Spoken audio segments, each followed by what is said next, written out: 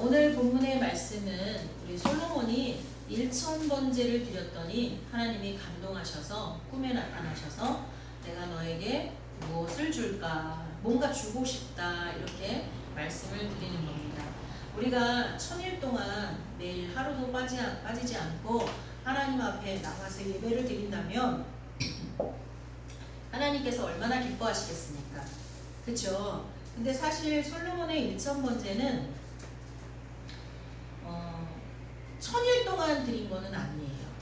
일천번제는 뭐냐면요, 1000마리의 소를 너는 양을 뭔가 이제 재물이 있었을 거 아니에요. 그거를 잡아서 드린 거예요. 1000마리의 양을 잡아서 드린 거예요. 근데 그게 생각해 보세요. 1000마리의 양을 제사 지낼 때 그 죽이는 걸 누가 죽이는 거죠? 제사장이 죽이는 게 아니에요. 여러분 이제 잘 모르시는 것 같은데 이제 성전에 제물을 끌고 오잖아요. 그러면 죄인이 나의 죄를 그 제물되는 양이나 거기에 이렇게 안수를 해요. 그래서 하나님 나의 죄를 이 양에게 전가합니다. 이렇게 하는 거예요. 그 다음에 그걸 누가 죽이냐면 본인이 죽이는 거예요. 여러분 닭 죽일 수 있는 거예요. 닭 죽여본 거. 그러면 살아있는 걸 한 번이라도 죽여본 거. 있어요. 저도 있어요. 바퀴벌레도 죽이고 개미도 죽이고. 근데 내 신체를 이용해서, 그러니까 신발 신고 발로 걷거나 다른 걸 이용해서 잡거나 이런 거 말고 내가 닭 모가지를 비틀거나. 예전에 남편 시골에 놀러 갔더니 남편하고 친했던 친구인데 말을 못 하시는 분이에요. 근데 우리가 오니까 너무 반가워져서 말을 못하니까 어버 하면서 아주 그 반가움을 표현을 하더니 닭장에 가더니 당고가지를 막 비틀어가지고 온 거예요. 너무 끔찍했어요.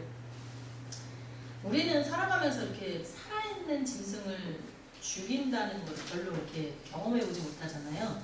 근데 사실 이 제사를 드릴 때는요, 내가 살아있는 짐승을 죽이는 거예요. 근데 그것도 아주 작은 게 아니라 큰 거잖아요. 그리고 또 내가 키운 거잖아요, 주로. 물론 솔로몬은 왕이니까 자기가 양들을 키우진 않았겠지만 1000마리를 죽인다고 생각해보세요. 진짜 피비린내가 진동을 하겠죠. 그리고 하루에 다 1000마리를 죽일 수 있을까요? 못하죠.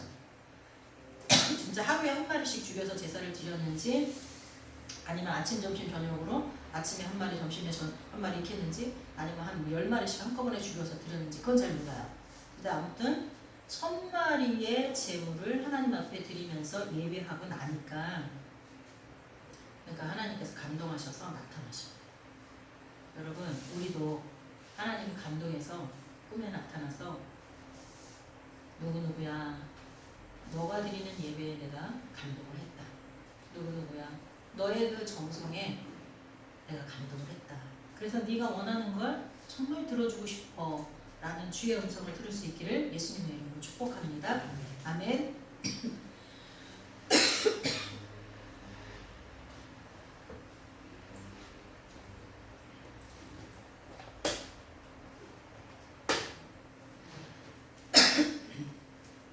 자, 근데 솔로몬이 구할 수 있는 게 여러 가지가 있었어요. 뭐를 구했죠?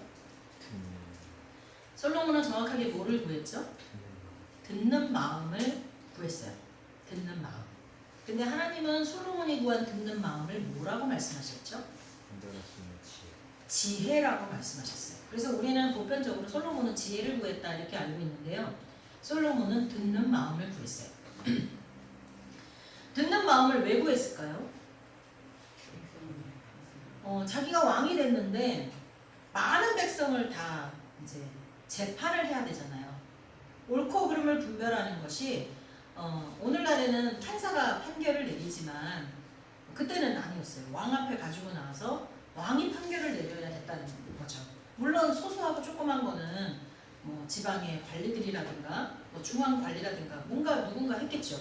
그러나 결정적으로 중요한 것들은 다 솔로몬이 해야만 했거든요. 근데 솔로몬이 그걸 감당하기에는 이제 힘이 들다. 그러니까 하나님께서 듣는 마음, 그 내용들을 잘 듣고 분별해서 그것을 판결할 수 있는 그런 거를 달라 그렇게 이야기를 합니다. 하지만 여러분 아시지만요, 솔로몬이 지은 전도서라든가 솔로몬에 대한 역사 기록이라든가 이런 걸 보면 알겠지만 솔로몬은 엄청난 지혜가 있었던 사람이거든요. 그렇죠? 아마 제 생각에는 하나님이 지혜를 주시기 전에도 이미 그런 것들을 간직하고 있었던 것 같아요. 왜냐하면 그랬기 때문에 그게 중요한 줄 알고 또 그거를 구할 수 있었겠죠. 근데 하나님께서는요, 뭐라고 말씀하시냐면 내가 장수를 구하지도 않고 부도 구하지 않고 자기 원수의 생명을 멸하는 것도 구하지 않고 지혜를 구했다. 이거 너무 기뻐하십니다. 너무 기뻐하십니다. 여러분, 하나님께서 여러분의 예배에, 여러분의 헌신에 감동하셔서 하나님의 마음이 움직이시고 여러분에게 무엇을 줄까 하시면 여러분도 하나님의 마음을 감동할 만한 것을 구하시기 바랍니다. 아멘? 돈 주세요. 그러지 마시고. 물론 돈 주세요도요, 그거 돈을 가지고 어떤 일을 할 것인지가 하나님의 마음을 움직이면 엄청 부어주시겠죠. 그렇죠? 일단 잘 듣는 마음을 구했어요. 여러분, 잘 듣는다는 게 뭘까요? 신약에 보면 주님 말씀하실 때마다 귀 있는 자는 들을지어다, 귀 있는 자는 들을지어다, 다 이렇게 말씀하시거든요. 귀가 없는 사람 있어요? 거의 없어요. 아니, 이상한 뭐 이렇게 질병이 있는 사람도 이상하게 생긴 귀라도 대부분 달고 있더라고요. 근데 귀 있는 자는 들을지어다, 그게 다 뭐예요? 그게 이거예요. 듣는 마음. 지혜가 있는 자는 들으라는 얘기죠. 그럼 잘 듣는다는 건 일단 뭘까요? 일단 마음이 준비가 돼야 돼요. 그 상대방의 말을 들으려고 준비가 돼야 돼요. 어제 저희가 상견례가 있었다는데 그 바깥사돈이 목소리가 조금 영락 없는 이제 교수 스타일이신 거예요. 조용조용 얘기를 하시는데 얘기도 참 잘하시고 재밌고 참 들을 만한 내용이고 너무 좋더라고요. 그래서 들으려고 하는데 너무 작게 얘기하니까 안 들려. 그래갖고 막 이렇게 테이블 간격은 넓지 막 앞으로 가고 싶은데 그럴 수도 없지. 안 들리더라고요. 근데 대충 안 들리는 걸 들은 척하고 고개를 끄덕이면서 이걸 하려니까 좀 어렵더라고요. 그래서 저도 모르게 그 바깥사돈의 얘기를 듣고 싶은데 저도 모르게 안사돈한테 자꾸 말을 시키는 거예요. 안사돈의 말 그 톤은 저처럼 카랑카랑해요. 탁탁탁 정확하고 막 들려. 근데 내가 듣고 싶은데 못 듣겠더라고요. 소리가 그래서 조용조용해서. 이게 육적인 귀가 안 좋아도 그럴 수 있는데 주님 말씀하는 건 이 마음의 귀가 열리지 않으면 아무리 말해도 안 들린다는 거죠. 근데 육적인 귀든 마음의 귀든 뭔가를 들으려면 어떻게 해야 돼요? 집중을 다해야 돼요. 마음을 다해서 들어야 돼요. 그리고 들으면서 뭐가 돼야 돼요? 공감이 돼야 돼요. 같은 감정을 느낄 수 있어야 그래야 그 말이 들려요. 이 공감을 못하면 그다음부터 듣기가 싫어지고 안 들리게 돼요. 그 다음에 공감을 해서 듣고 난 다음에는 뭐가 돼야 되겠죠? 이해가 돼야 돼요. 감정은 같이 감정은 느껴지는데 그 사람이 말하는 게 정확하게 이해가 안 되면 전달이 잘 안 되는 거죠. 이해를 해야 돼요. 그리고 이해가 돼서 그 다음에는 뭐가 나와야 돼요? 이해가 되면 화답을 해야 돼요. 성경에도 보면 화답하라는 얘기가 되게 많이 나오고 같이 화답하게 돼 있어요. 아, 그렇군요. 아, 네, 그래요. 저도 그래요. 아, 저는 조금 생각은 다르지만 이래요. 이러면서 같이 반응을 하게 되죠. 근데 화답은 긍정적 반응을 화답이라고 주로 얘기하겠죠. 화답하게 돼요. 잘 듣는 거예요. 이 상담에서요, 제일 중요한 거는 라포 형성이라고 하는데, 라포 형성이라는 게 뭐냐면 유대감, 즉 통한다. 우리 한국말로 통한다. 야, 너랑 나랑 잘 통해. 이런 걸 말하거든요. 통해야 돼요. 통해야 돼요. 그러니까 이 라포 형성을 잘 돼야 그다음부터 상담이 이루어지거든요.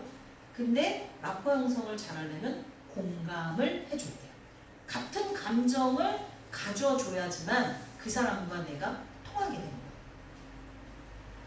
보통 우리가 사람은 머리형, 가슴형, 이게 손발형이 있다고 하죠. 그래서 머리형은 지식적인 거, 이해력적인 거에 그게 돼야지만 사람하고 친해져요. 공감을 해요, 사람하고. 가슴형은 느껴져야 돼요. 느껴져야 돼요. 그리고 손발형은 행동을 해줘야지만 그 사람을 인정해줘요. 행동을 하죠. 자, 그러면 여러분 한번 생각해보세요. 자기는 무슨 형이고 하나님은 무슨 형일까? 우리 집사님 두 분은 무슨 형이에요? 저는 가슴이랑 행동. 가슴이랑 행동. 그게 한 사람이 한 가지만 갖고 있진 않아요. 그러니까 가슴형이 좀 많고 행동형. 우리 집사님은? 머리형. 머리형. 그쵸? 우리 저 뒤에 집사님은? 박 집사님? 듣는. 네? 가슴에 듣는. 가슴형. 주로 이렇게 감성, 감정 뭐 이런 부분이 조금 더 강조되는. 네. 그 다음에 우리 집사님은? 실천. 네? 실천. 아, 행동형. 행동으로. 아, 그렇게 되죠. 저는 조금 이 머리형이 좀 발달이 약간 된 것 같아요. 근데 하나님은 무슨 형일까요? 하나님은 다예요. 하나님은 지정의를 다 갖고 계셔서요. 하나님은요, 지식도 너무너무 풍성하시고요. 그렇기 때문에 이 우주 만물이 만들어졌겠죠. 그렇죠? 그리고 하나님은요, 이해하시려고도 하시는 분이에요. 이해. 우리를 이해하시려고 하세요.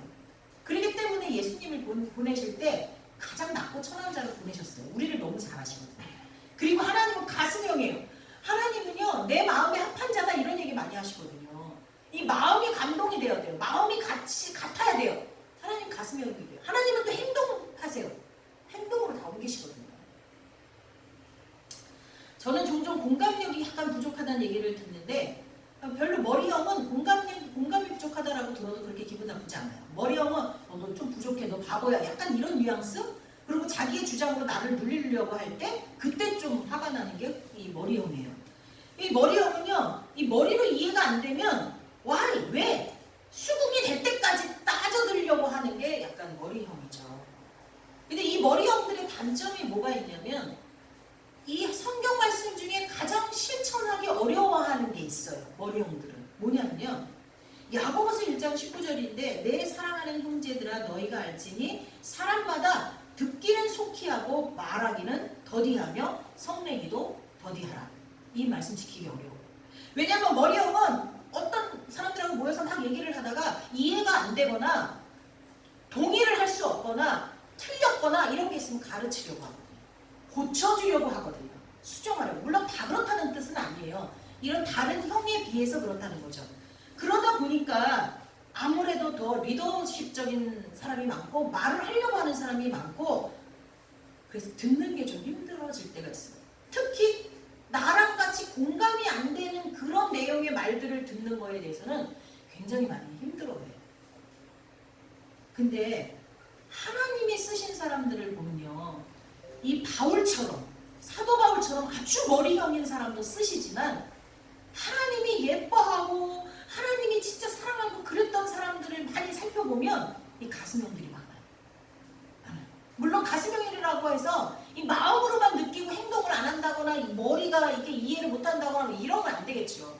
근데 이쪽의 형들이 좀 많이 있는 것 같아요. 근데 오늘 솔로몬을 이야기하면서 왜 다윗 얘기를 더 많이 하냐면 이 다윗은 하나님 마음에 합한 자라고 아주 성경에 딱 기록이 되어 있거든요.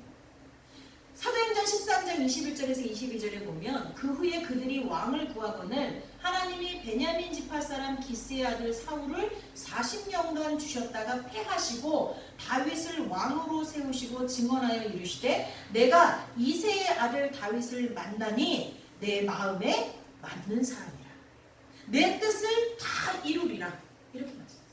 내 마음에 맞는 사람. 하나님 마음에 맞는 사람, 하나님의 뜻에 맞는 사람이었다 이렇게 말해요. 근데 여러분 하나님께서 왜 그러셨을까요? 왜 유독 다윗을 하나님 마음에 맞는 사람이라고 했을까요? 다윗의 가장 장점. 다윗은요 사실 오늘날 다윗이 있었다면 다윗이 저지른 죄가요 가장 큰 죄예요. 남의 아내를 데려다가 자기 아내를 만들어 놨죠. 성폭력이잖아요. 자기의 권위를 이용해서 성폭력을 한 거예요. 아주 가장 손가락질 받을 만한 죄인이고요. 그것도 모자라서 그 사람이 임신하니까 들통날까봐 자기의 충신인 그 여인의 남편까지 사지로 보내서 죽게 만들었어요. 일부러. 와, 진짜 오늘날로 말하면 엄청난 죄인이에요. 그리고 다윗은 거짓말도 참 많이 했어요. 근데 하나님이 그때마다 그 거짓말까지 사용해서 다윗을 구해주셨죠. 그건 하나님의 은혜지 다윗이 잘해서가 아니에요. 그럼에도 불구하고 그렇게 죄가 많은데도 불구하고 다윗을 하나님의 마음이 합하다라고 결론을 내려서 신약에 와서 말하게 했어요. 그냥 다윗이 살아있을 때 말한 게 아니라 다윗이 죽고 나고 한참 뒤에 예수님 시대에 그걸 말하겠다는 거예요. 그 이유는 가장 중요한 이유는 뭐냐면 다윗은요 뭐든지 하나님 앞에 물어봤어요. 다윗이 하나님 앞에 묻지 않고 한 적도 몇 번 있는데 그때 실패했어요. 다윗은 다 하나님 앞에 물어봤어요. 그게 최고예요.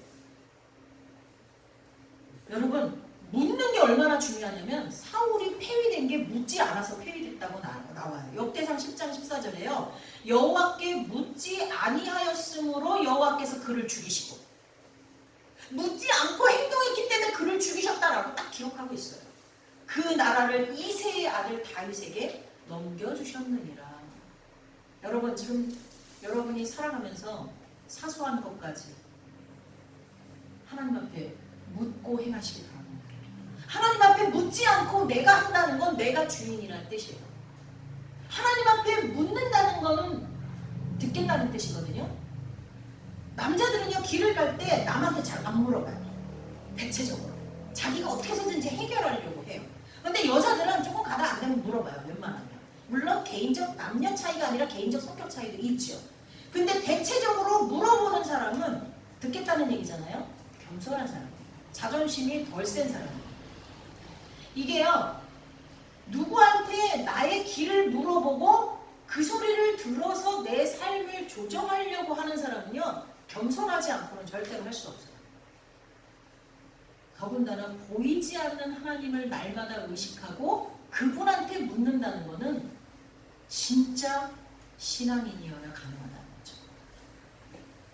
겸손은 하나님이 강조하는 성품이에요. 또한 예수님이 직접 본을 보이신 모습이에요.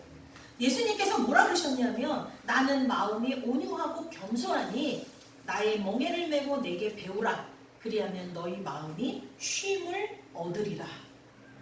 여러분 예수님이 친히 나는 겸손하다 그랬어요. 그리고 빌립보서에 보면 예수님이 너무나 겸손하시기 때문에 하나님이신데 인간으로 오셨고 인간이신데 자기를 죽여서 죄인들만 죽는 십자가에 죽으셨다고 말씀하신단 말이에요. 예수님은 삶 자체가 태어나면서부터가 겸손이셨어요. 그런데 그분이 또 뭐라고 얘기하시냐면 내가 겸손하니까 나한테 와서 배우면 너희도 뭐라 그랬어요? 겸손해질 거라고 말한 게 아니라 쉼을 얻을 거래요. 그러니까 결국 마음에 참 평안을 얻고 쉼을 얻는 사람은 누가? 겸손한 사람이에요. 다 내려놓은 사람이 평안한 거예요. 겸손한 사람이 쉼을 얻는 거예요. 그 주님이 내가 겸손하다. 근데 나를 본받아라. 그러면 너희도 쉼을 얻으리라. 그 얘기는 겸손한 자가 쉼을 얻는다 이야기하십니다. 하나님은요 겸손을 너무너무 중하게 여기십니다. 그런데 오늘 이 듣는 마음이 겸손해서 온다는 것입니다. 겸손해서 온다는 거예요. 일단 하나님께서 겸손한 자들, 겸손을 얼마나 귀하게 여기시는지 볼게요. 시편에 보면 여호와께서는 겸손한 자들을 붙드시고 악인들은 땅에 엎드러뜨리시는도다. 겸손한 자와 악인을 딱 구분하고 계세요. 그러니까 겸손하지 않은 자는 악인이라고 말하시는 거예요. 또 여호와께서는 자기 백성을 기뻐하시며 겸손한 자를 구원으로 아름답게 하심이로다. 또 잠언서에 보면 사람의 마음의 교만은 멸망의 선봉이요 겸손은 존귀의 길잡이니라. 사람이 교만하면 낮아지겠고 마음이 겸손하면 영예를 얻으리라. 이렇게 말씀을 하십니다. 여러분 솔로몬이 구한 지혜는 왜 겸손과 제가 동일시해서 말하냐면 솔로몬은 비록 왕의 자리에 있으나 귀를 열어서 백성의 말을 들을 수 있는 겸손한 자가 되게 해달라고 기도한 거예요. 그래서 하나님이 그거를 지혜라고 말하십니다. 하나님 저는요 왕의 자리에 있어서 이 왕권을 가지고 내가 다 휘두를 수 있지만 하나님 그렇게 되기를 원치 않습니다. 귀를 열어서 백성의 말을 잘 들을 수 있는 겸손한 자가 되게 해주세요 라고 구하는 거예요. 그러니까 하나님께서는 그것을 지혜라고 이야기하신 것입니다. 그리고 또 하나 솔로몬은 그렇게 하실 수 있는 분이 누구라고 인정한 거예요. 하나님 한 분밖에 없다는 거예요. 자기가 왕권을 가지고 교만하지 않고 겸손할 수 있도록 도우실 수 있는 분은 겸손의 왕이신 하나님밖에 없다고 솔로몬이 고백한 거예요. 그것을 하나님은 지혜라고 이야기하시는 것입니다. 또한 하나님만이 나의 인생의 주인이시고 이스라엘의 진정한 왕이시니 하나님이 이 백성을 다스려 주십시오 라고 자기의 왕권을 원래 주인인 하나님께 넘겨드린 기도예요. 여러분, 이거는 단순하게 그냥 잘 듣는 마음을 주세요 라는 기도가 아니에요. 하나님이 그것을 한마디로 지혜라고 말씀하신 것은 이스라엘의 진정한 왕이 하나님이십니다. 내 인생의 진정한 주인이 하나님이십니다 라고 고백한 거예요. 그래서 솔로몬의 간구가 하나님 마음에 쏙 들어서 하나님께서 이 12절에 보면 너와 같은 자가 전에도 없고 후에도 없다. 너가 처음이자 마지막으로 가장 지혜로운 자가 될 거다 라는 놀라운 축복을 하나님께서 주신 것입니다. 하나님은 겸손한 자를 쓰십니다. 겸손한 자는 듣는 마음이 준비되어 있습니다. 저에게 부족한 마음입니다. 하나님 앞에 저도 솔로몬처럼 구하고 있어요. 하나님 정말 부족합니다. 이제는 귀까지 어두워져서 잘 듣고 싶어도 들어지지도 않습니다. 하나님 도와주십시오. 정말 들을 수 있는 마음을 주십시오. 이렇게 저도 기도하고 있습니다. 여러분도 하나님께 나의 인생은 주님이십니다. 이 나라를 다스리는 진정한 왕은 주님이십니다. 왕권을 원래 주인이신 주님 앞에 내어드릴 수 있는 그런 지혜로운 자가 될 수 있기를 예수님의 이름으로 축복합니다. 하나님은 그 지혜로운 자를 영화롭게 하신다라고 말씀하십니다. 또한 그 지혜로운 자에게 재물과 영광과 생명을 보상으로 주신다고 합니다. 저는 우리 성도님들이 재물의 축복을 받기를 원합니다. 우리 성도님들이 하나님께서 높여주시는 영광의 자리에 있기를 원합니다. 우리 성도님들이 하나님이 보장해 주시는 생명의 길로 가기를 원합니다. 이런 자는 누가 이런 것들을 받냐? 잠언서 22장 4절 겸손과 여호와를 경외함의 보상은 여호와를 경외함은 지혜의 근본이라고 했어요. 즉 겸손하고 지혜로운 자. 그런데 겸손과 지혜는 같다 그랬어. 겸손한 자가 지혜로운 자고 지혜로운 자는 겸손한다 그랬어요. 결국은 겸손한 자가 재물과 영광과 생명을 보상으로 받는다는 것입니다. 저와 여러분, 우리 인생의 주인은 예수님이십니다. 겸손의 주인 되시는 예수님 앞에 항상 물어보며 그분이 말씀하시는 것을 듣고 살아가는 저와 여러분이 될 수 있기를 예수님의 이름으로 축복합니다. 기도하겠습니다. 사랑의 하나님 감사합니다. 솔로몬이 하나님 앞에 드린 일천 예배가 하나님을 감동시켰습니다.